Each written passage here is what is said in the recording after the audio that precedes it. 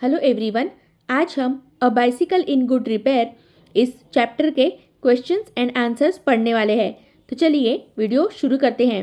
First question, I got up early for me. It implies that मैं जल्दी उठ गया मेरे लिए। इसका तात्पर्य यह है, option first, he was an early riser, वह जल्दी उठने वाला था। Second option, he was a late riser, वह देर से उठने वाला था। Third option, he got up late that morning, वह उस सुबह देर से उठा। मार्क द करेक्ट आंसर, आपको यहाँ सही उत्तर मार्क करना है। तो इसका राइट आंसर होगा second, he was a late riser. Second question, the bicycle goes easily enough in the morning and a little stiffly after lunch. The remark is, cycle सुबह काफ़ी आसानी से चलती है और दोपहर भोजन के बाद थोड़ी मुश्किल से चलती है। फर्स्ट ऑप्शन ह्यूमरस, विनोदी। सेकंड इनएक्यूरेट, गलत। थर्ड ऑप्शन सार्कास्टिक, मतलब व्यंग्यात्मक। फोर्थ ऑप्शन एन्जॉयबल, आनंददायक। फिफ्थ ऑप्शन मीनिंगलेस, अर्थहीन। तो इसका राइट आंसर होगा first, humorous. Third question, the friend shook the bicycle violently.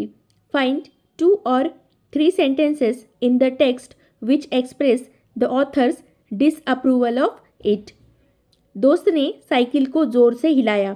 पाठ में 2 या 3 वाक्य खोजें जो लेखक की इसके प्रति अस्वीकृति व्यक्त करते हो। Answer, the following sentences express the author's disapproval. First, don't do that, you will hurt it, ऐसा मत करो, आप इसे नुकसान पहुंचाओगे।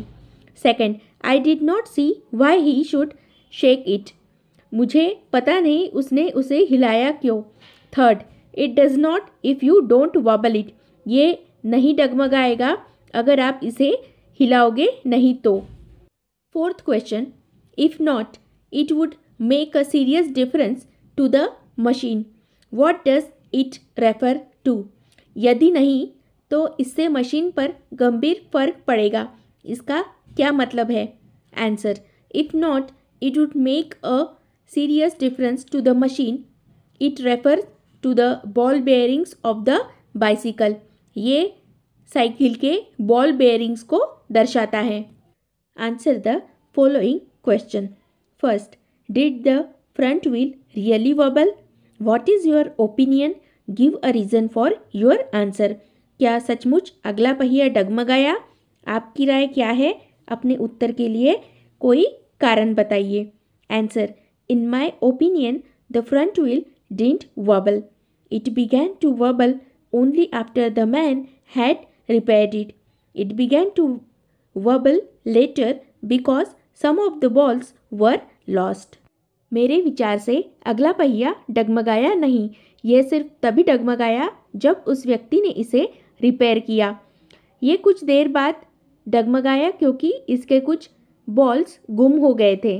Second question, in what condition did the author find the bicycle when he return from the tool shed. Tool shed से लौटने पर लेखक को साइकिल किस हालत में मिली। Answer, when the author returned from the tool shed, he found the man was holding the front wheel between his legs. He was turning the wheels with his fingers.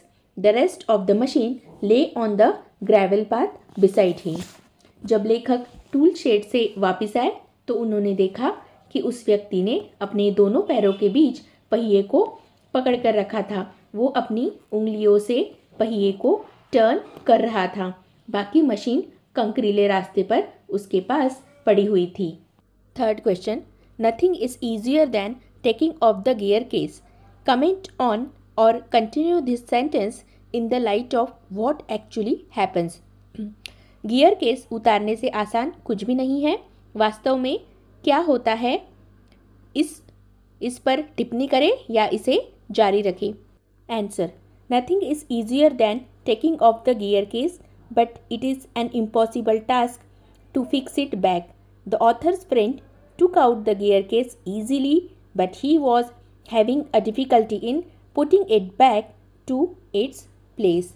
Gear case को बाहर निकालने से आसान काम कोई नहीं है, लेकिन इसे फिर से इसके स्थान पर वापस रखना मुश्किल काम है। लेखक के मित्र ने गियर केस आसानी से बाहर तो निकाल लिया, लेकिन इसे फिर से उसके स्थान पर रखना उनके लिए मुश्किल काम हो गया था। Let's move to the fourth question. What special treatment did the chain receive?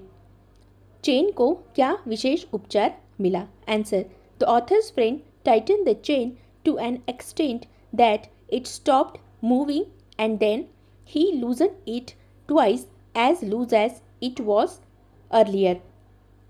तो लेखक के मित्र ने चेन को इतना टाइट किया कि चेन एक ही जगह पर स्टॉप हो गई और बाद में उन्होंने इसे 2 बार इतना ढीला किया कि जैसे वो पहले थी। Fifth question, the friend has 2 qualities. He knows what he is doing and is absolutely sure it is good. Find the 2 phrases in the text which mean the same. दोस्त में 2 गुण होते हैं। वह जानता है कि वह क्या कर रहा है और उसे पूरा यकीन है कि यह अच्छा है। पाठ में 2 वाक्यांश खोजे जिनका अर्थ समान हो। Answer, the 2 phrases from the text are cheery confidence and inexplicable hopefulness. इस तरह से 2 फ्रेजेस आपको यहाँ लिखना है। आगे बढ़ते हैं। 6th question, describe the fight between the man and the machine. Find the relevant sentences in the text and write them. मनुष्य और मशीन के बीच लड़ाई का वर्णन करें। पाठ में प्रासंगिक वाक्य खोजे और उन्हें लिखे। Answer, the authors bicycle did not require any repairs and was in a good condition. However, his friend made it a big deal and messed up everything. At the end, bicycle was in such a mess that it actually wanted a proper repair from expert hands. लेखक की cycle को repair करने की ज़रूरत नहीं थी। वो अच्छे हालत में थी, लेकिन उनके दोस्त ने उसे बड़ा मुद्दा बना दिया और सब गड़बड़ करके रख दिया। अंत में साइकिल की हालत ऐसी थी कि उसे अब किसी अनुभवी व्यक्ति से सुधारने की आवश्यकता थी। The fight between the man and the machine can be understood by the following paragraph in the text. मनुष्य और मशीन के बीच की लड़ाई हम नीचे दिए गए पैराग्राफ से समझ सकते हैं।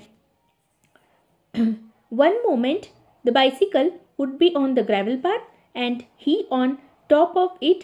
The next, the position would be reversed. He on the gravel path, the bicycle on him. Now he would be standing flushed with victory, the bicycle firmly fixed between his legs, but his triumph would be short-lived. By a sudden quick movement, it would free itself and turning upon him, hit him sharply over the head with one of its handles. इस paragraph को हमने already इसके पहले भी video में हिंदी में समझा था। अगर आपने ये वीडियो नहीं देखा होगा तो ज़रूर देखिएगा। आगे बढ़ते हैं। Read the following sentences. First, we should go for a long bicycle ride. हमें लंबी साइकिल यात्रा पर जाना चाहिए। Second, I ought to have been firm. मुझे दृढ़ रहना चाहिए था। We mustn't lose any of them. हमें उनमें से किसी को भी नहीं खोना चाहिए। Fourth, I suggest that he should hold the fork and that I should handle the wheel. मैंने सुझाव दिया कि उसे कांटा पकड़ना चाहिए और मुझे पहिया संभालना चाहिए। The words in italics are modal auxiliaries. Modal auxiliaries यानी हेल्पिंग वर्ब। अब देखो बच्चों, यहाँ मेरे पास इटैलिक फॉन्ट नहीं था तो मैंने सिंपल फॉन्ट में ही लिखा है। Modal auxiliaries are used with verbs to express notions such as possibility, permission, willingness, obligation, necessity etcetera.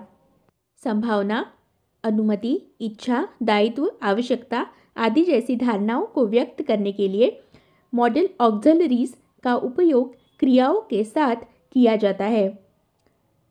should, must and ought to generally express moral obligation, necessity and desirability. should, must और ought to आमतौर पर नैतिक दायित्व, आवश्यकता और इच्छा को व्यक्त करते हैं. Look at the following. First sentence, we should go on a holiday. Suggestion, it is a good idea for us to go on a holiday. हमें छुट्टियों पर जाना चाहिए. सुझाव, हमारे लिए छुट्टियों पर जाना एक अच्छा विचार है. अब इस सेंटेंस में सजेशन दिया गया है, इसलिए शुड का उपयोग किया है. Second sentence, he is not too well this days. He must see a doctor before he becomes worse. Compulsion और नेसेसिटी, जो आवश्यक है वो यहाँ बताया है. इट इज़ एब्सोल्युटली एसेंशियल और necessary for him to see a doctor. इन दिनों उनकी तबीयत ठीक नहीं है. हालत ख़राब होने से पहले उसे डॉक्टर को अवश्य दिखाना चाहिए. मजबूरी या आवश्यकता, उसके लिए डॉक्टर को दिखाना बिल्कुल आवश्यक या आवश्यक है, अत्यावश्यक है. Third, you ought to listen to me. I am well over a decade older than you. More emphatic than should. सिंस I am older than you, it is advisable that you listen to me.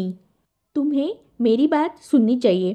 मैं आपसे उम्र में 1 दशक से भी अधिक बड़ा हूँ. शुड से अधिक जोरदार या महत्वपूर्ण.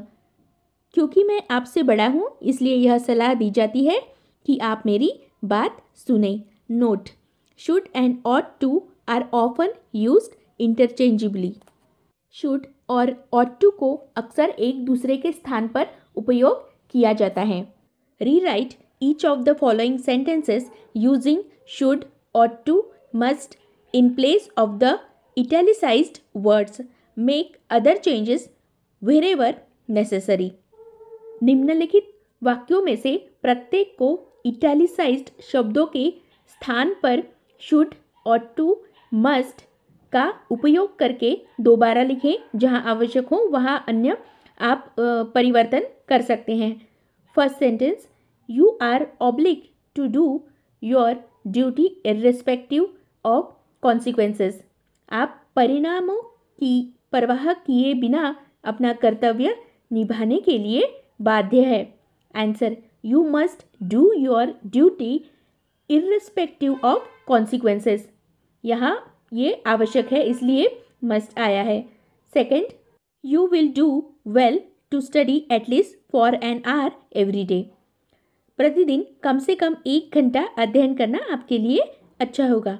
Answer, you should study at least for an hour every day.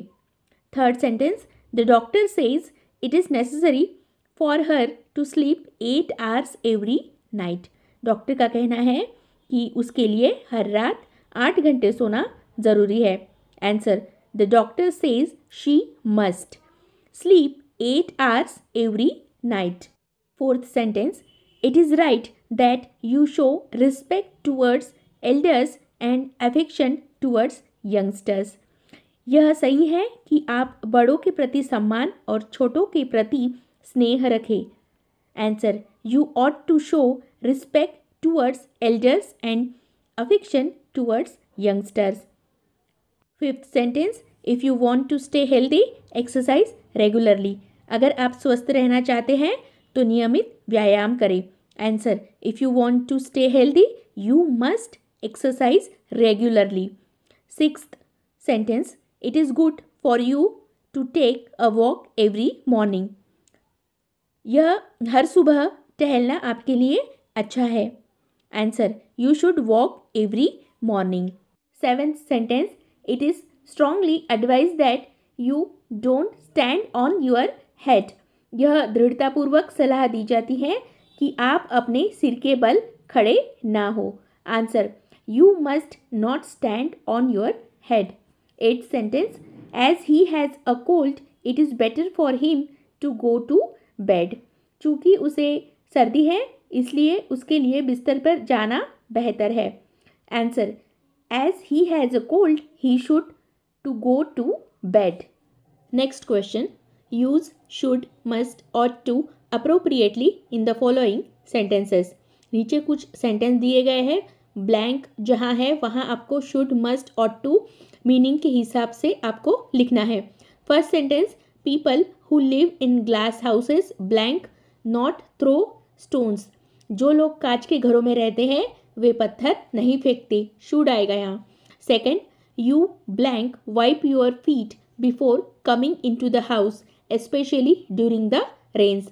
आप घर में आने से पहले अपने पैर पोंछते हैं, खासकर बारिश के दौरान, मस्ट आएगा। Third sentence, you blank do what the teacher tells you. आप वही करते हैं जो शिक्षक आपसे कहते हैं, मस्ट आएगा यहाँ। Fourth sentence, the pupils were told that they should write more neatly.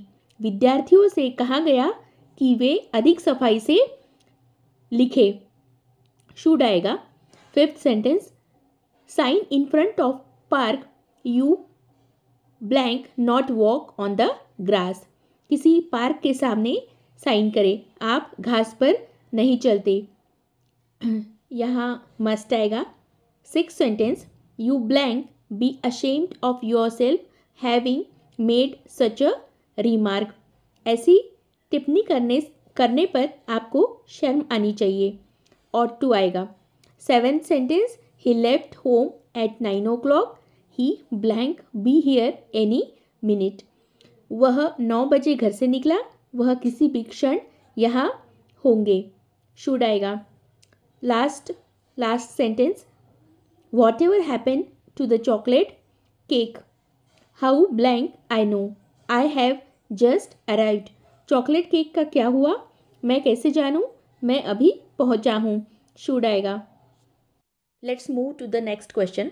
2 or more single sentences can be combined to form a single sentence. 2 या 2 से अधिक वाक्यों को मिलाकर एक वाक्य बनाया जा सकता है। Read the following. I made an effort and was pleased with myself. This sentence is in fact a combination of 2 sentences. मैंने प्रयास किया और स्वयं से प्रसन्न हुआ। यह वाक्य वास्तव में 2 वाक्यों का मेल है। First, I made an effort. Second, I was pleased with my self. मैंने एक प्रयास किया। सेकेंड, मैं अपने आप से प्रसन्न था। आगे बढ़ते हैं। Now read this sentence. I did not see why he should shake it. मुझे समझ नहीं आया कि उसने इसे क्यों हिलाना चाहिए। This is also a combination of 2 sentences. I did not see it. Second, why should he shake it? यह भी 2 वाक्यों का मिश्रण है। पहला, मैंने इसे नहीं देखा था। सेकेंड, उसे इसे क्यों हिलाना चाहिए। अब क्वेश्चन देखते हैं। Divide each of the following sentences into its parts. Write meaningful parts. If necessary supply a word or two to make each part meaningful. निम्नलिखित प्रत्येक वाक्य को उसके भागों में बांटिए। सार्थक भाग लिखें। यदि आवश्यक हो तो प्रत्येक भाग को सार्थक बनाने के लिए 1 या 2 शब्द लिखें। First, I went to the tool shed to see what I could find. मैं यह देखने के लिए टूल शेड में गया कि मुझे क्या मिल सकता है। इस वाक्य के आपको 3 वाक्य बनाने हैं। तो फर्स्ट है, I went to the tool shed. मैं टूल शेड में गया। Second, I went to see. मैं यह देखने गया। Third, what I could find. मुझे क्या मिल सकता है। Second question, when I came back he was sitting on the ground. जब मैं वापस आया तो वह ज़मीन पर बैठा था। इसे 2 पार्ट में आपको लिखना है। फर्स्ट, आई केम बैक, मैं वापस आया। Second, he was sitting on the ground, वह ज़मीन पर बैठा हुआ था। Third sentence, we may as well see what's the matter with it, now it is out. 3 parts में आपको डिवाइड करना है। हम यह भी देख सकते हैं कि इसमें क्या मामला है, अब यह बाहर आ गया है। तो फर्स्ट सेंटेंस होगा, we may as well see. हम भी देख सकते हैं। Second, what is the matter with it, इसमें क्या मामला क्या है। Third, now it is out, अब यह बाहर है। Fourth sentence, he said he hoped we had got them all, 3 parts में आपको डिवाइड करना है। उन्होंने कहा कि उन्हें उम्मीद है कि हमें वे सभी मिल गए होंगे। आंसर, फर्स्ट, ही सेड, उसने कहा। ही होप्ड, उसने आशा की। Third, we had got them all, हमें वो सब मिल गए थे। Fifth sentence, I had to confess he was right, 2 parts में डिवाइड करना है। मुझे कबूल करना पड़ा कि वह सही था। First, I had to confess, मुझे कबूल करना पड़ा। सेकेंड, ही वॉज राइट, वह सही था।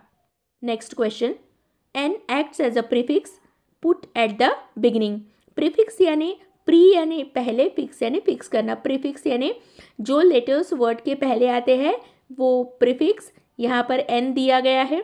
और as a suffix put at the end to form a new words, या सफिक्स जो होते हैं प्रीफिक्स के उल्टा, मतलब जो एंड में आते हैं वो सफिक्स। नीचे एग्जाम्पल दिया है, en plus courage, encourage. Weak plus en, weaken. Prefix और सफिक्स के ये एग्जाम्पल है। एन एट द बिगिनिंग और at the end of a word is not always a prefix और सफिक्स।